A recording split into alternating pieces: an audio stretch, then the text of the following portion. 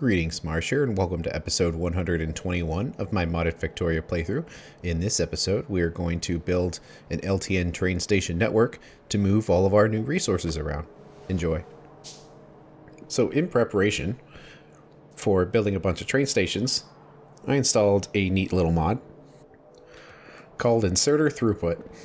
And you might have seen it in the previous episode here, where you see the little numbers next to the inserters telling you how fast those inserters will actually move items. And it's fairly accurate, so it's not in, degrees per second, but actually items per second, and it handles all of the weird settings and everything, like with Bob's adjustable inserters.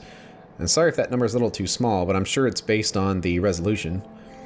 And I do have it at 4K, so if you're at 1080p, those numbers might be a little hard to see, so sorry about that, but it will allow you to see how fast any given inserter is. So we can have our 3 speeds of inserters right here. Let's see. Probably should go back for some power pulls, but we can make a few just for the purpose of this test.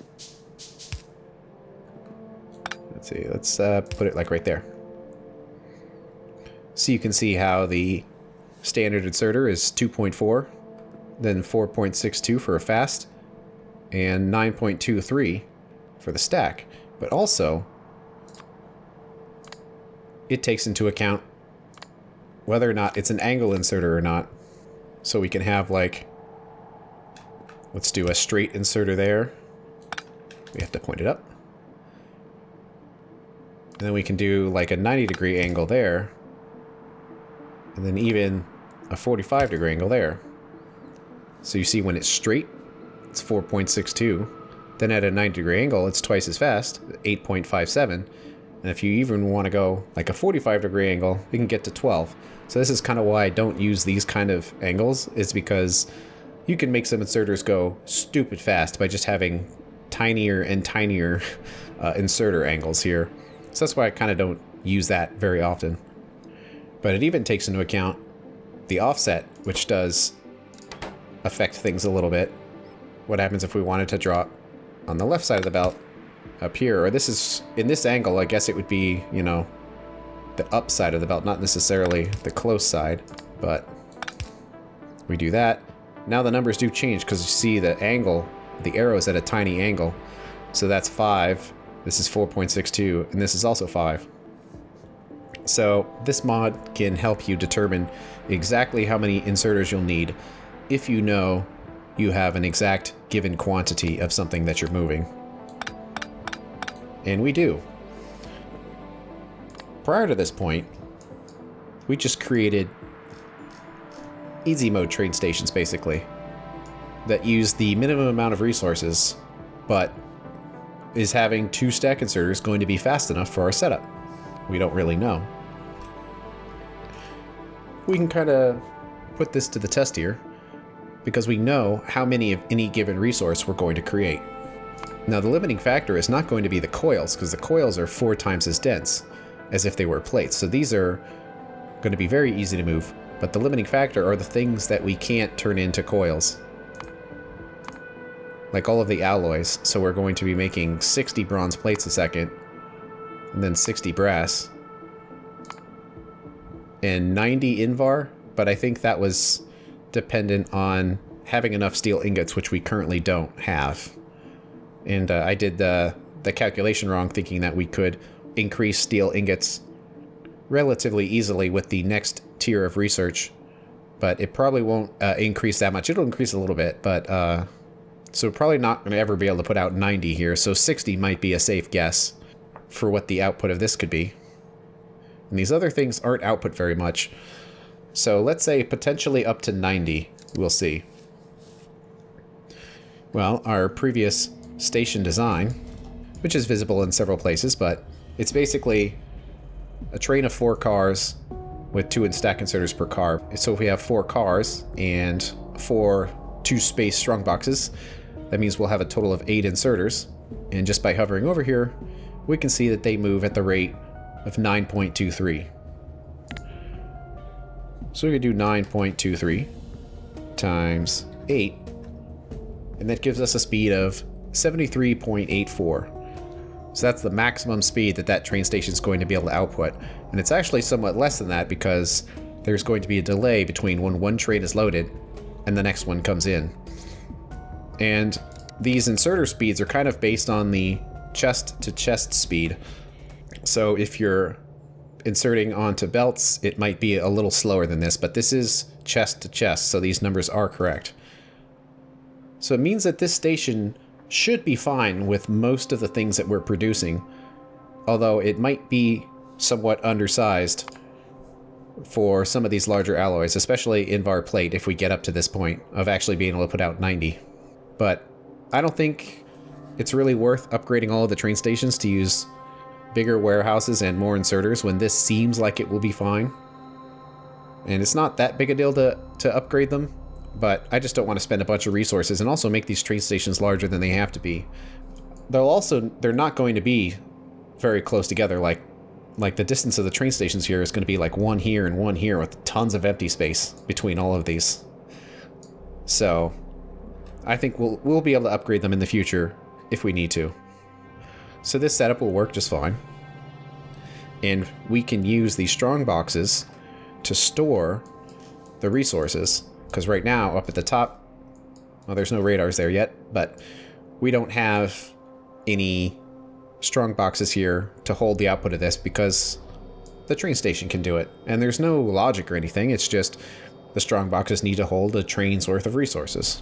And so it's pretty straightforward. And they are going to be LTN train stations, but they don't really need to be dynamic train stations because there is more than enough space for each one of these to have its own train station. So we don't need to worry about squishing the train stations together like you would with a dynamic station. So like a dynamic station can take 10 train stations and squish them into one train station. So an example is, let's say you have 10 stations, but they're only running 10% of the time. Well, then you could take all those train stations, squish them into one train station that runs 100% of the time, but runs using 10 different resources, and it's dynamically controlled with LTN. That is probably going to be very valuable down here when we don't have room for 20 train stations around here to load this. Plus, we just don't need the output, really. So dynamic train stations would be very valuable on the bus. But up here, when we have more than enough space to have as many train stations as our heart's desire, I think we can just do normal, static LTN train stations up here. And let's see, how many train stations are we going to need? Well, it's one for each one of these resources. So 1, 2, 3, 4, 5, 6, 7, 8, 9, 10, 11, 12, 13, 14, 15, 16. So we need to do 16 stations. I believe we've already got one right here, a loading station. And it's not an LTN station, so we're going to have to upgrade that, but it'll basically place just fine. So we can look at those resource requirements to figure out what we need to get. Plus, these are going to be LTN train stations, which means that no longer are the trains going to be parked just where they get loaded. That a request is going to come in, and then an empty train is going to leave a depot, which has to be somewhere, and then go into whatever station is requesting that train at the time. And how many train stations you need, or how many trains in the depot you need, is kind of up to you. We could probably get by with way less than 16 trains for this because I just don't think our output is going to be nearly that high. But let's just make a depot with 16 trains, just so there's one train for every location.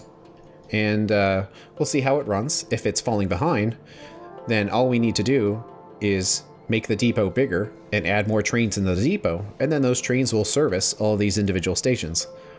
And if any individual station isn't fast enough, we can just upgrade that station with bigger storehouses, more inserters, and now it'll run faster and be able to handle more trains per minute. And we're going to need, a bunch of landfill, concrete, and all of that as well. Let's see, as far as trains are concerned, we do have some on hand.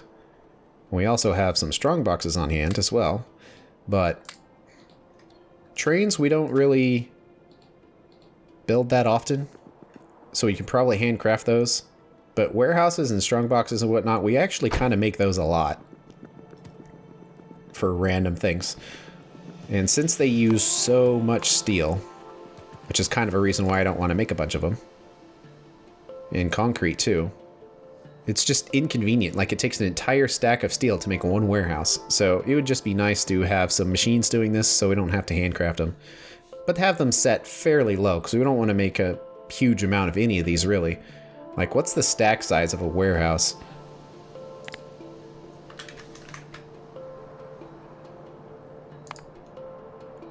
It's 20. But even 20 warehouses might be too much, I'm thinking. So we'll have to see here, but making them is very easy. It's just concrete and steel. Well, in the case of Strongbox, it's just steel.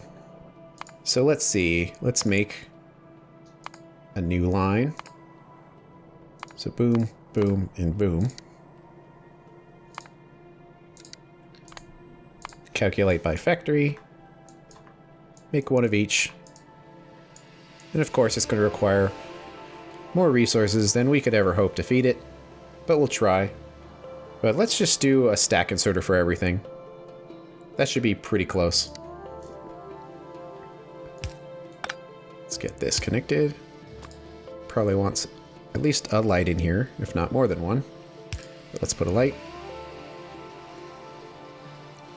There we go, and we can put our extras in here as well. So we also need 16 trains as well, which basically use engines and steel. And I'll just handcraft these. Well, we're right here, but one other thing we're going to need is fuel for the trains as well. And you want the fuel to be wherever the train stays parked most of the time, which is going to be at the depot. So we'll need to run some fuel up there. And I don't know exactly how much road we're going to need, but let's just grab all of that, throw it in there.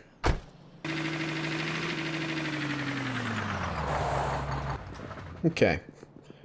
Well, first thing is we need to plan for where the track's going to go, because we have a track right here that's already set up, so we probably should reuse that.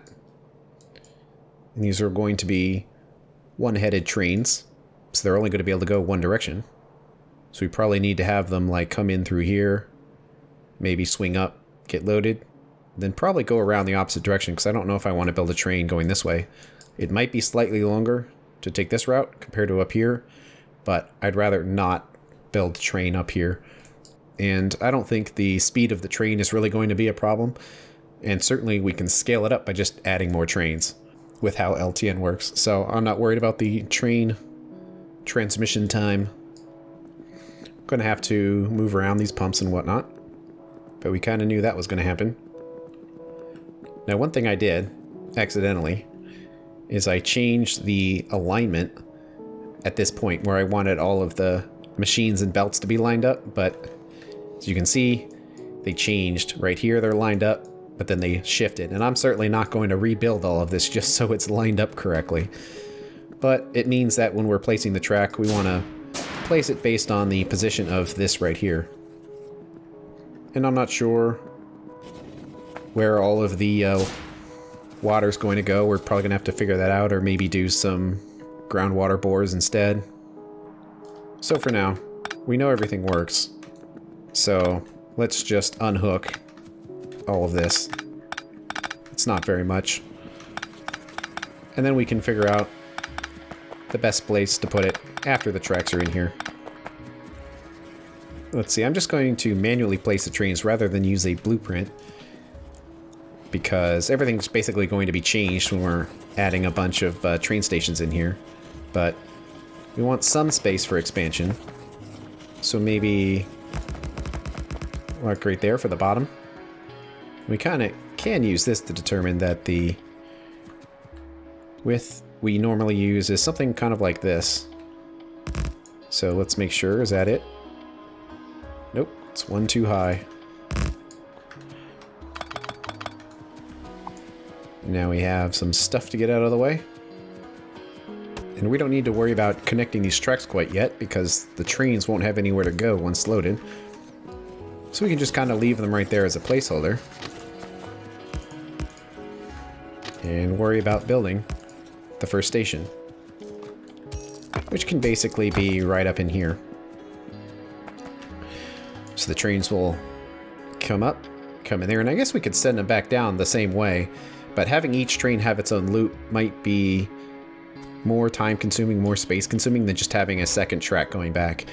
And even though the trains coming this direction only need one track, we might as well have two of them just in case we want to reuse this track in the future for trains going the other direction that have nothing to do with this setup. So let's grab the loading station, which is this one, and we want to get it lined up with the position of the belt. Although we are going to modify it a little bit, so it doesn't really matter too much, but let's line it up right here. And it's actually faced the wrong way, because it needs to be up this way. So we are going to need to reverse it the other direction. Let's see. Yeah, let's do something like this. Place it up. Let's leave some empty space in here. And there we go. Because once we have a general setup here, we can turn it into a blueprint and then apply it to all of the other train stations. So we can modify this. Let's see, we can put the strong boxes in there. Okay, something like this. And then the storehouse, which will be the thing that distributes the resources, can be like right here. So we'll have these here just to serve as balancers.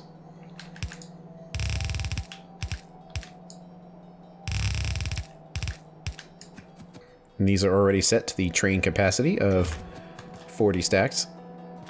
We need to make this an LTN train station.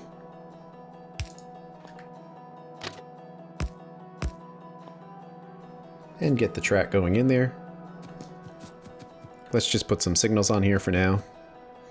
We don't really have to worry about the trains getting clogged on the track here with a bunch of chain signals or whatnot, because LTN is going to make sure that only one train ever goes to this train stop at any given time. So we can just make sure that that's kind of right there to split that off. And then that looks pretty good. And my plan is that the resources will come up through here, jump over the tracks, and kind of come in right here.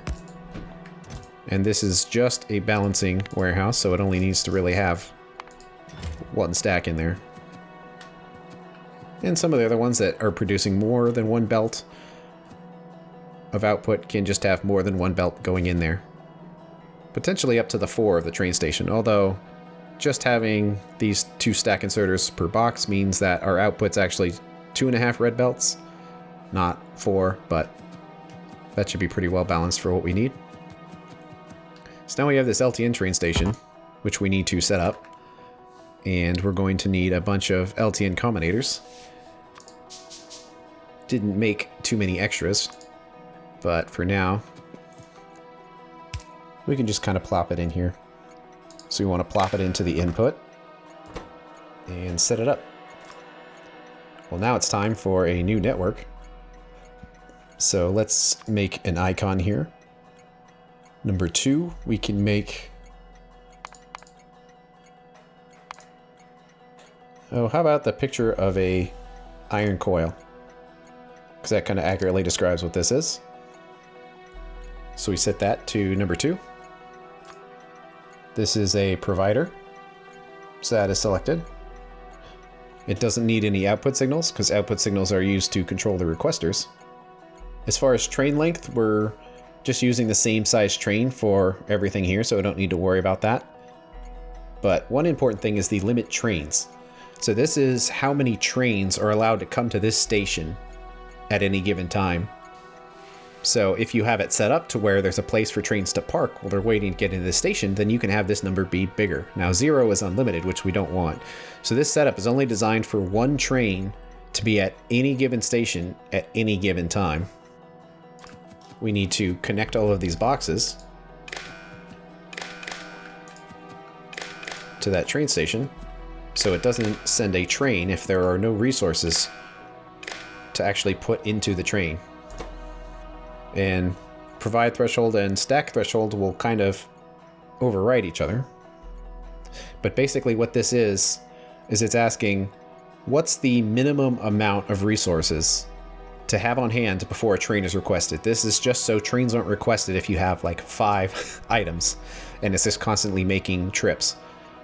And you could set this to the maximum capacity of the train, but the default behavior of LTN is that it's going to fully load any train that comes in here, regardless of what you have this set to. This is just the minimum, not the maximum. And probably like 1/4 of the train sounds pretty good for the minimum. And that's 10 stacks per car, or 40 in total. And when you have the stack threshold enabled, it overrides the provide threshold, so you don't have to worry about that. And that should be pretty good. That it should be on. We definitely want to name this. Hong Kong is not what this is. We'll call this, well, whatever it actually is, which is tinned wire coils. So tinned wire coil load. And there we go.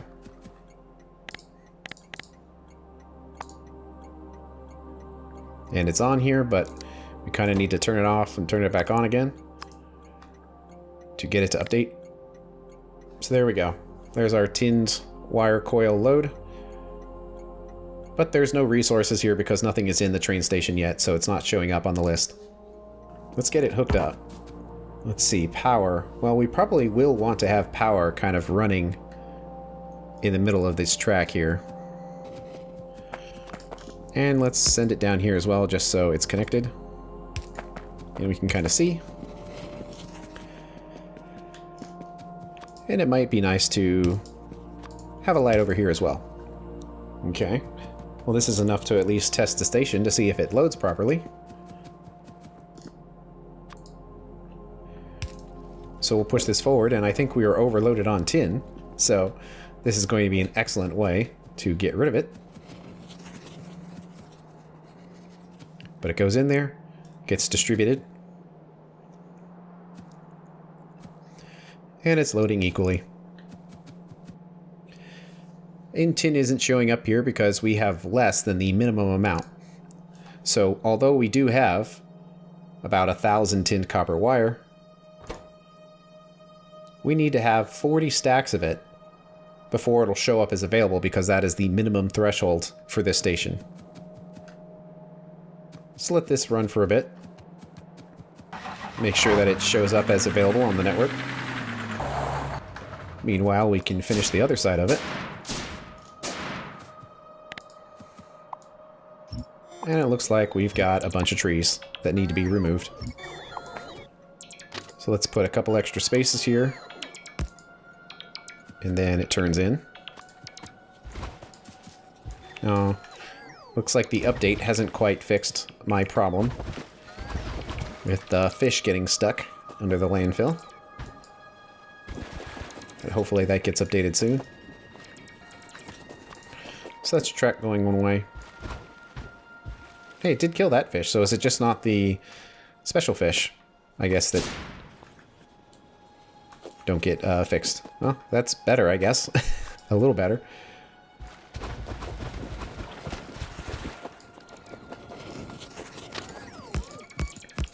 So we can just kind of move this out a little bit, just so we have a general placeholder of where it goes.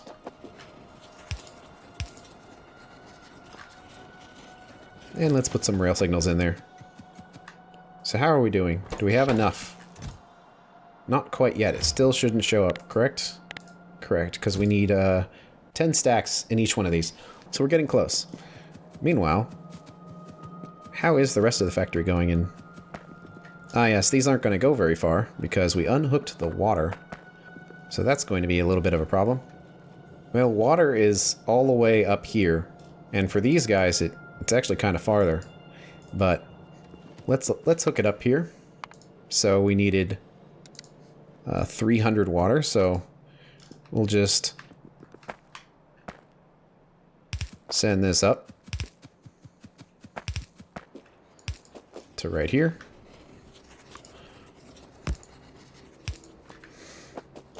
Get that hooked up. So I want to make sure this is running at full blast.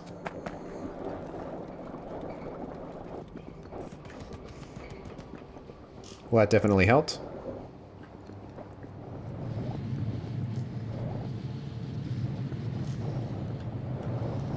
This is going again. What does the rest of the bus look like? Well, we're slowly working on tin. Looks like this is running to keep silicon topped off. Doing its best anyway. We're going to be overloaded on lots of things fairly soon. But it's doing what it can. So what are we doing? It looks like we've got enough stacks. 9.8K. So we go to LTN here. And I thought that was 9.8. Did I just read it wrong? No, I read it right, but it's probably just delayed. But now those resources are showing up and available in LTN. So if we had a requesting station requesting this, and we had a depot somewhere, a train would come by and pick what we have up here. So we know that this train station is working properly, and it can be copied for other setups. So knowing that, we can break pipes. So knowing that, we can move along here and clear out even more rocks and everything else that we don't want. So I'll just do a big old delete here, because all this space needs to be clear for train stations. You see we're picking up all kinds of random stuff, like puffer nests, biter artifacts, some fish, all the good stuff. Okay, just move this somewhere around there. And now that we know that this train station is good, we can roughly copy all of the relevant elements of it. Which is basically that stuff right there. And I won't copy the train station names either, because we're going to put those in manually. Now that we have some tracks down here, we know where to align it. Just right here, and we can kind of try to line this up the best we can with down here. Which it won't be perfect, but that's okay. Something like this ought to work, so we come up. Line it up with the correct side of the track. And we'll build what we can. No! And we got some landfill to put in here. We need some LTN combinators. Let's just make what we can and throw it in there.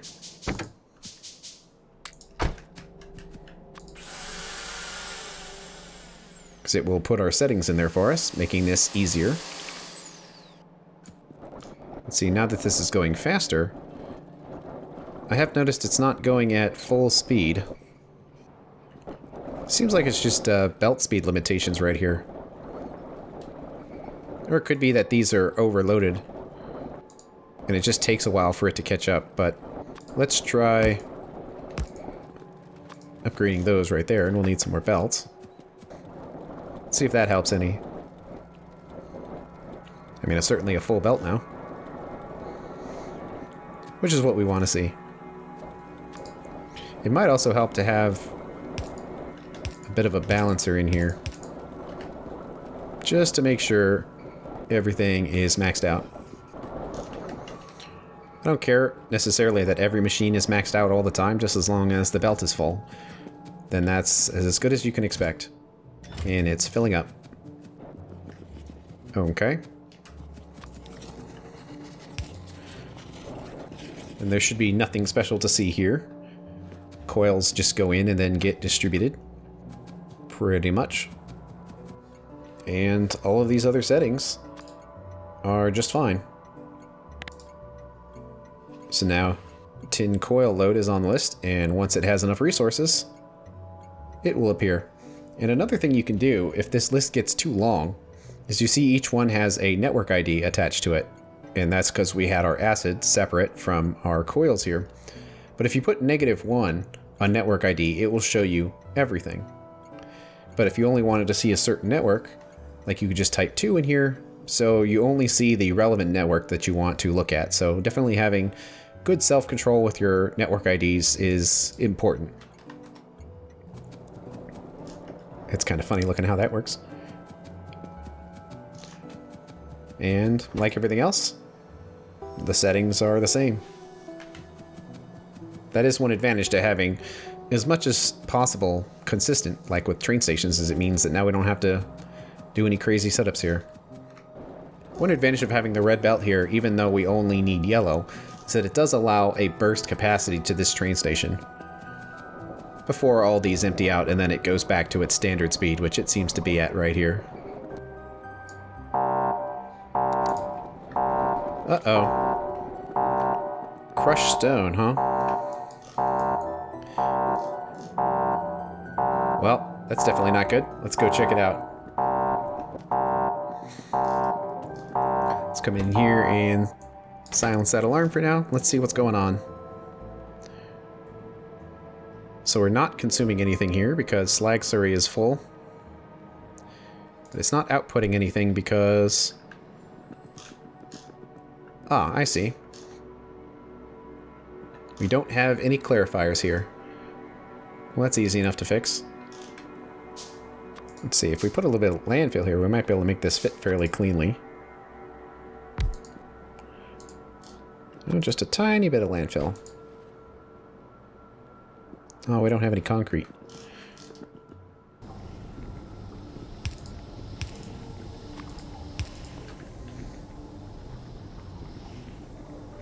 And that should allow this to operate. And we're going to be drained on our stone, and hopefully that warning will go away. There we go. See, I still see some acid being produced here, or some sulfur, which shouldn't be the case.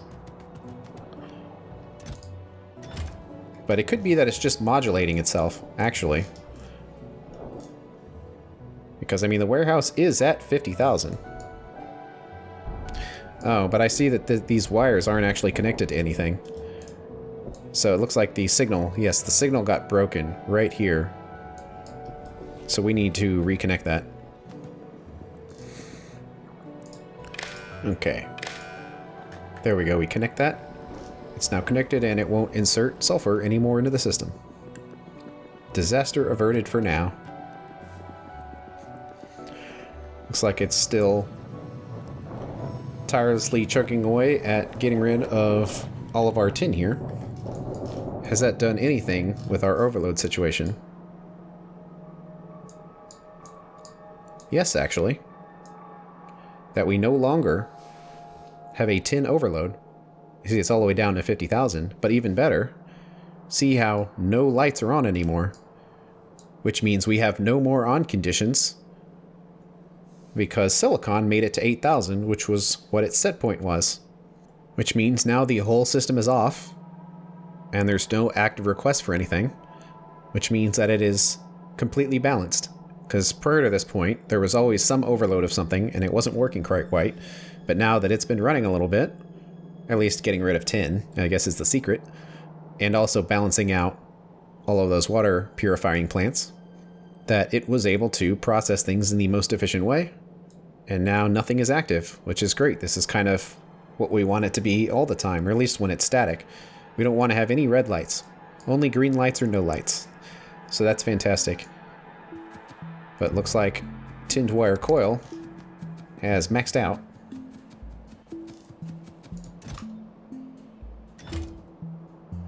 We have 8,000 in each chest.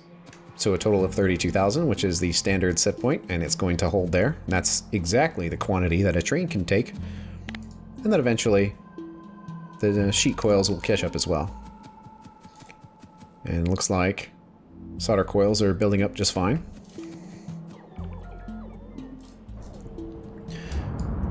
Well, residual gas looks like it's balanced out at 10,000, which is pretty good, what we would expect. And we're not completely overloaded on mineralized water yet. but we're getting there.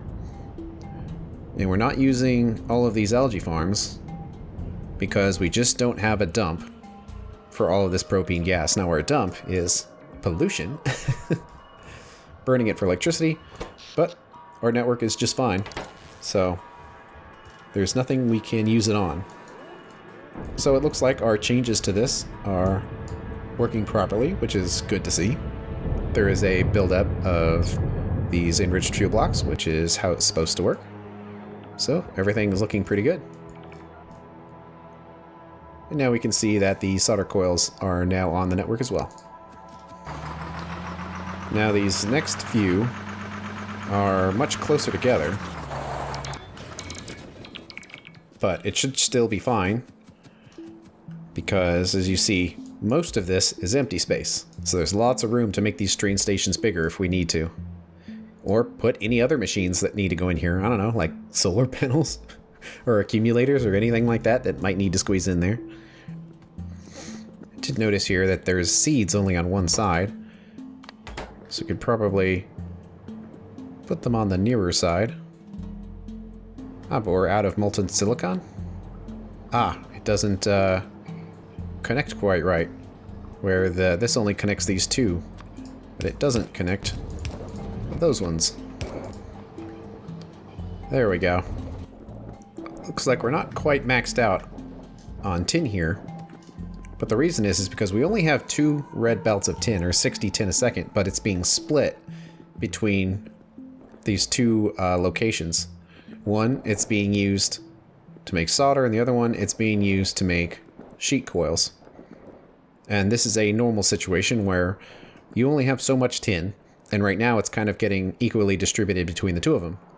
But if you wanted to have priority, where it went to, let's say, coils before solder,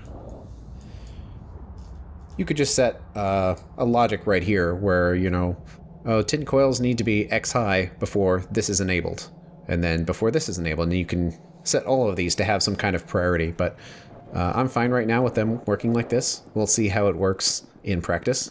But for now, I'm fine with just letting it run as fast as it can. It looks like it's just filled up here. So it's only going to run like that for a little bit longer. I believe glass stacks in the same quantity as everything else. So let's make sure. No, it does not. It's a stack of 100 instead of 200. Which means these numbers are a little different because a train can only handle half the amount that the rest of them can. But no, I guess we don't have to change anything because this is based on stacks, not based on the absolute number. So this will work just fine working on glass. And actually enabling this is probably going to really see what our system can do, because it's going to completely obliterate all of that silicon that we spent time building up. And now we're going to have overload conditions again. Let's see, it seems like there's not near and far settings, or is this just not set up correctly? Ah, there's no middle connection for glass right here. There we go.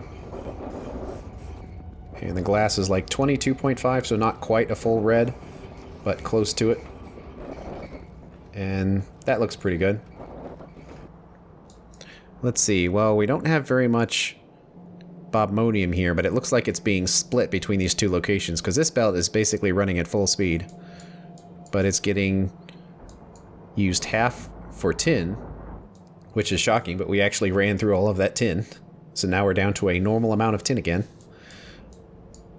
And then once it clears out there, it can go back here, but that's expected operation, that you only have so much of a resource, so it'll do the best that it can.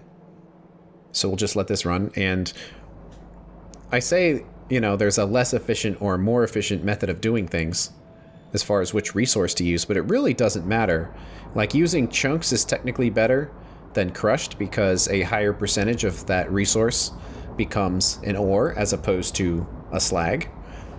But there's really no difference between, saying, using rubite chunks or bobmonium chunks. They all turn into the same amount of resources, it's just different resources.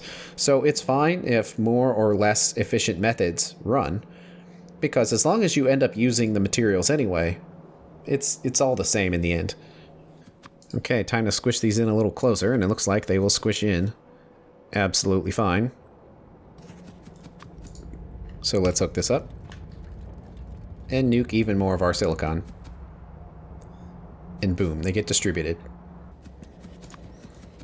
And let's hook up silver. Let's see, some of these are short on monosilicon. Because there is no connection right there.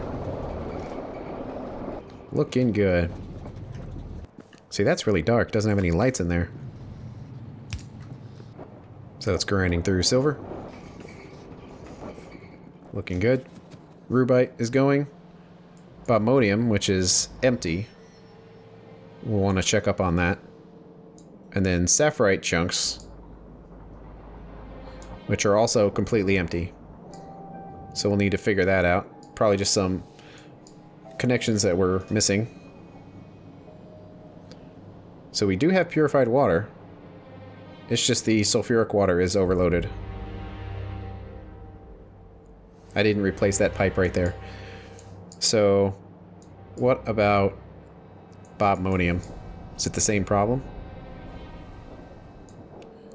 Kind of. Some of them are running. It looks like there's not enough purified water. Because saline water is full. So our method of dumping saline water is not big enough. We need to expand that. Because I bet if we go down here... Okay, some of the saline water is going, but... It could just be the slosh is taking too long to make it down here. Because our silicon has always kind of been slow. So I definitely want to make sure that it's operating properly. Well, we can temporarily get this side going here, which will help. But we're still going to be filled on saline water, and we need a bunch of clarifiers. Not sure how many. How about let's build 10? And I don't think I have the resources to build any. So we'll have to go back to the bus and pick up some. So let's grab 10 clarifiers, and rather than put them in the same spot, on the far side of the base where those other clarifiers are, let's put it next to where all that stuff is being produced. How's the base electricity usage? Oh wow, it's actually getting up there. I guess that makes sense when a lot of this stuff is starting to run. So does that mean at some point we're actually going to get through all of that propane? Maybe, but even at this rate, at 180 megawatts, still nowhere close to using up all that mineralized water because we're still clarifying it, and all of this isn't running yet, so we have room to grow and still be on renewable resources. Like, we have solar panels, but I don't think we've used them in quite a long time. We've just been burning byproducts off. So we need some clarifiers. And there's some space on the end here. So we can connect it here. Kind of go across, and it doesn't really matter where. Maybe we'll place it right here. Have a petrochem tank, although I know I just built it, but since this is a high throughput thing, perhaps a storage tank would work better. And then there it goes, it's starting to activate. So it's running a little bit, not too crazy. But now, as a result, we should be at maximum production rate for all of our different resources. Kind of. I mean, chunks don't seem to be going at full power yet. See, these are all stuck on sulfuric water. Let's see if it's maxing all these out. Oh, well, that would actually explain why it's not connected.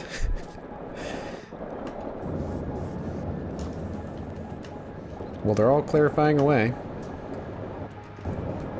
Everything seems green. Even the stuff in the back. So yeah, seems like it's working. It's just there's a missing pipe right here.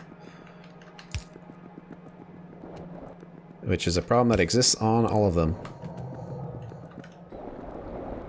So that should be good. We should be producing full belts of all of the different resources that we need. And that's the best you can expect, is full belts of things. And that's the end of this episode. On the next one, we are going to expand our bobmodium mining and finish up with all these train stations. Thanks for watching. I'll see you later.